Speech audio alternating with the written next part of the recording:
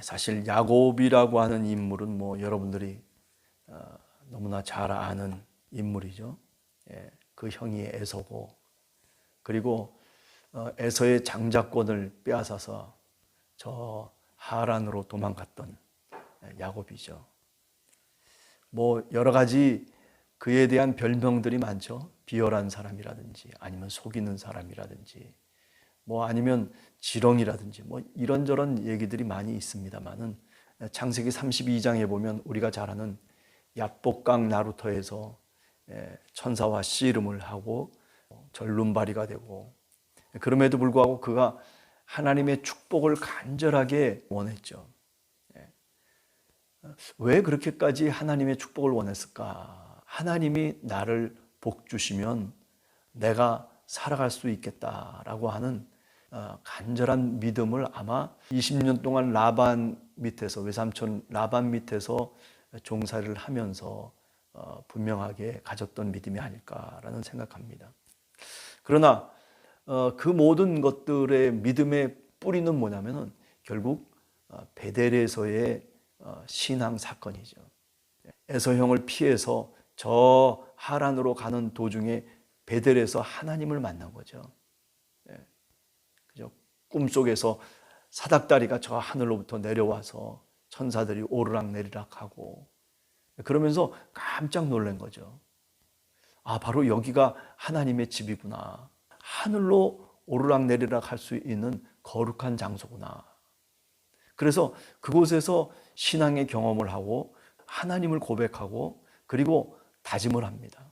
그리고 하나님과 약속을 합니다. 내가 이곳에 돌아오기만 하신다면 내가 이렇게 하겠습니다. 저렇게 하겠습니다. 하나님도 그에게 약속을 하시는 거죠. 그래서 그곳 이름을 브니엘이라고, 그죠? 브니엘이라고 하는 것은 하나님의 얼굴이란 뜻 아니겠어요? 하나님의 얼굴을 내가 배웠다라고 하는 신앙의 사건, 그 장소를 기억하는 거죠. 그리고 이제 창세기 33장에 들어와서 보면 야곱과 에서가 이제 화해를 하게 되고, 34장에 들어가면 레아의 딸 디나가 성추행을 당하게 되는 사건, 세겜의 아들로 인하여서, 그래서 예상치 않은 어려운 난관에 봉착하게 되고, 이런 일들이 벌어지면서 야곱에게 예상치 않은 그런 위기의 순간이 이제 오게 되는 거예요. 그래서 이제 창세기 35장으로 들어와서 야곱으로서는 이제 이 약속의 땅에서 살아갈 수 있는 근거가 없어져 버리는 거죠. 그렇지 않아도 세겜에 와서 나그네의 어떤 모습으로 살았던 장소인데, 그런데 이런 엄청난 위기의 상황이 오고 이런 것들로 인해서 곤란을 겪게 되는 야곱 아니겠습니까? 그럴 때 지금 35장 1절에서 하나님이 야곱에게 말씀하세요. 야곱에게 찾아오세요. 저는 이 장면이 굉장히 중요한 장면이다 생각해요. 야곱이 하나님을 찾은 것도 아니고, 야곱이 하나님을 그렇게 부르짖어 가지고 그래서 하나님이 오신 것도 아니고, 그런 위기의 순간에, 절대절명의 순간에 하나님이 찾아오셨다라고 하는 점, 저는 이런 하나님의 찾아오심이라고 하는 게 이스라엘 역사 속에서도 계속해서 나타나시고 있다라고 하는 거죠. 하나님이 구원의 역사를 이끌어 가실 때 하나님이 스스로 찾아오세요. 우리 인간에게 찾아오시고 믿음의 사람들에게 찾아오시고, 그 찾아오심의 클라이맥스가 뭡니까? 바로 예수 그리스도 하나님의 아들이 이 땅에 오시는 거죠. 그래서 요한복음 1장 1절 이하에 보면 하나님이 계셨는데 바로 그 하나님께서 이 어두운 세상에 찾아오셔서 생명의 빛을 비춰주셨다. 그죠? 캄캄한 밤과 같은 세상. 창세기 35장의 1절의 내용도 바로 그런 겁니다. 하나님이 야곱에게 찾아오셨다. 그래서 말씀을 하십니다. 뭐라고 말씀합니까? 일어나 베델로 올라가라. 거기에 거주하며 네가 네 형 에서에게 낯을 피하여 도망하던 때에 내가 네게 나타났던 바로 그곳에 제단을 쌓으라. 그 말씀을 통해서 깨닫는 거죠. 아, 그렇지. 바로 베델에서 내가 힘들고 지치고 낙담하고 그리고 죽음의 위협 가운데 있을 때, 그때 바로 하나님이 나에게 찾아오셔서 그래서 하늘의 문을 여셨지. 신앙의 고백을 다시 새롭게 하는 거죠. 이 베델을 이제 뭐라고 다시 부르냐면 엘 베델. 베델이라고 하는 뜻이 뭡니까? 하나님의 집이라는 뜻 아니겠어요? 근데 그 앞에 엘을 또 붙여요. 하나님을 또 붙여요. 그래서 베델의 하나님, 하나님의 집이셨던 하나님, 하나님의 집을 열어주시고 그곳에서 하나님의 축복을 주시고 약속을 주셨던 하나님, 엘 베델. 베델이라고 하는 것이 다시 엘 베델로 이름이 바뀌는 겁니다. 우리가 종종 신앙의 삶을 살다 보면 이럴 때가 있어요.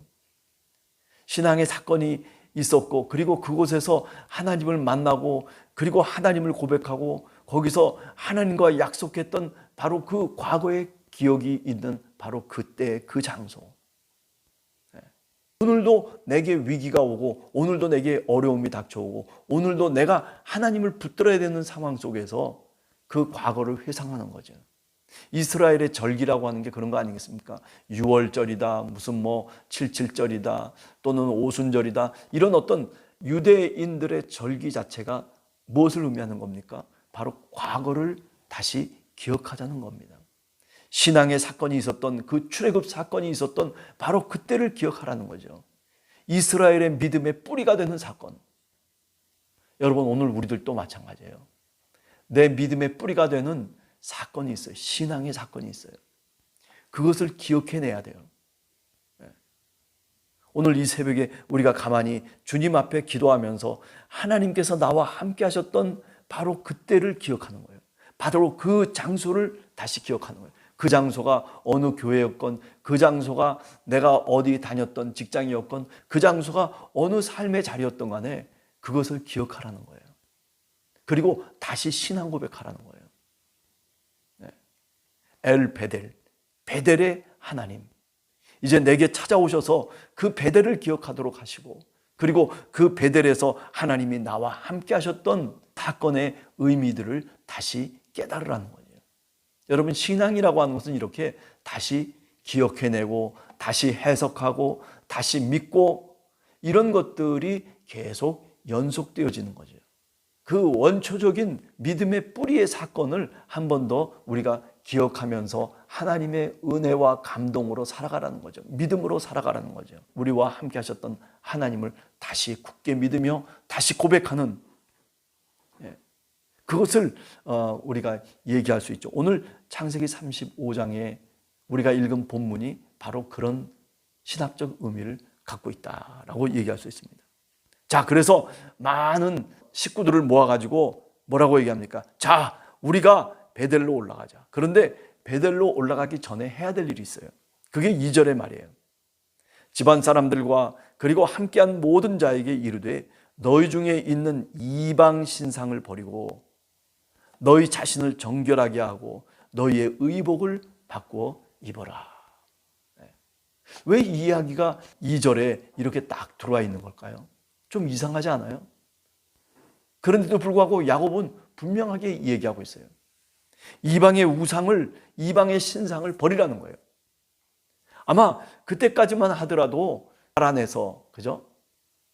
종살이를 하면서 20년 동안 사실은 살아온 거 아니겠어요? 그러다 보니까 그 문물에 그 이방의 문화와 그 풍습에 젖어 있는 거죠. 그러니까 이방 신상들을 갖고 있는 거예요. 여호와 하나님을 믿어야 됨에도 불구하고 하나님이 내 유일하신 하나님이라고 하는 것을, 베델의 하나님이라고 하는 것을 분명하게 깨닫고 온 가족이 그리고 그와 함께했던 모든 사람들이 일치된 신앙의 삶을 살아야 되는데 그렇지 못했다는 거죠. 이스라엘이라고 하는 축복을 받았음에도 불구하고 그런데 이런 위기의 순간들이 다가오게 되는 것, 그것은 아직도 해결해야 될 문제가 있다는 거죠. 아, 크리스찬입니다. 하나님을 믿습니다. 아, 저 사람은 그런 사람입니다. 누가 그렇게 이스라엘이라고 우리들에게 얘기해도 우리들에게 그러면 고통이 없는 것이 아니에요. 이스라엘이라고 명명을 하고 너는 앞으로 이스라엘이라고 부를 것이라고 그렇게 하나님이 말씀하셨음에도 불구하고 그런데 어떻게 돼요? 이스라엘이 되어가는 거예요. 그 되어감의 사건 속에 오늘 34장, 35장의 이야기들이 전개되고 있는 거죠. 위기의 순간이 오기도 합니다. 위기의 순간이. 그죠? 내가 생각지도 않았던 일들이 벌어지는 거야. 아들들이 그냥 갑자기 저 세겜으로 올라가 가지고 그래서 세겜의 아들을 죽여버리는 거죠.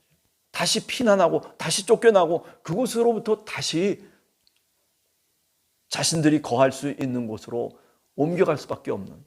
그래서 오늘 하나님께서 나타나셔서 그 야곱에게 베델로 올라가라고 얘기하고 있는 거죠. 네 믿음의 장소, 네 신앙의 장소, 네 믿음의 뿌리가 되는 바로 그곳으로 올라가라. 그 대신 올라가면서 야곱이 그때 자신의 족속들에게 말하는 거죠. 이제 이방 신상을 버리고 너희 자신을 정결하게 하고 의복을 바꿔 입어라. 완전히 이제 정말 새롭게 되어지는 것을 우리들한테 이야기하고 있는 거죠. 성경이 이렇게 얘기하는 것은 특별한 영적인 의미를 지금 우리들에게 말씀하고 있는 겁니다. 지금까지 이스라엘이라고 하는 이름에 걸맞게 살아왔느냐? 아니라는 거죠. 이방 신상을 버리고 정결케 하고 그리고 의복을 바꿔 입어라. 지금까지 때 묻은 그 의복, 과거에 저 우상을 숭배하던 의복이 아니라 이제는 하나님 앞에 정결하게 다시 새롭게 모든 것들을 갈아입으라고 그렇게 하나님이 찾아오셔서 야곱에게 말씀하시던 거죠. 여러분, 오늘 우리들도 베델로 올라가야 됩니다. 환난 날에 힘들고 어려울 때에 내게 응답하시고 그리고 내 길을 함께 가시겠다고 약속하셨던 바로 그때와 그 시간을 우리가 기억해야 되는 거죠. 그리고 그 속에서 제단을 쌓고 그 속에서 하나님을 다시 만나고 그 감동 가운데 우리가 살아갈 것을 다시 다짐하는 그런 믿음의 시간이 우리들에게 필요하다라고 하는 거죠. 야곱에게만 필요한 것이 아니라 우리들에게도 그런 믿음의 시간, 고백의 시간이 오늘도 필요함을 우리가 분명히 깨달아 알 수가 있습니다. 다시 베델로 올라가서 그곳에서 제단을 쌓고 그리고 그곳 이름을 7절에 보면 뭐라고 불렀어요? 엘 베델이라고 불렀다. 엘 베델. 과거에 형을 피해서 도망가다가 하나님이 찾아오시고 하나님을 만난 바로 그 장소. 그 야복 나루토를 얘기하는 것이 아니라 믿음의 뿌리를 얘기하고 있는 거예요. 내 믿음의 출발점이 어디냐? 그렇게 오늘 또 성경은 우리들에게 묻고 있는 겁니다. 여러분들의 믿음의 출발점이 어디입니까? 내가 언제 하나님을 만나고 그리고 내가 언제 정말 하나님과 함께 하심을 내가 굳게 믿었던 바로 그 믿음의 뿌리의 장소, 그 시간, 그때를 기억하면서 그러면서 다시 한번 오늘의 위기를 극복하고 오늘의 삶 속에서 하나님을 새롭게 고백하는 함께하는 교회 성도님들 모두가 되시기를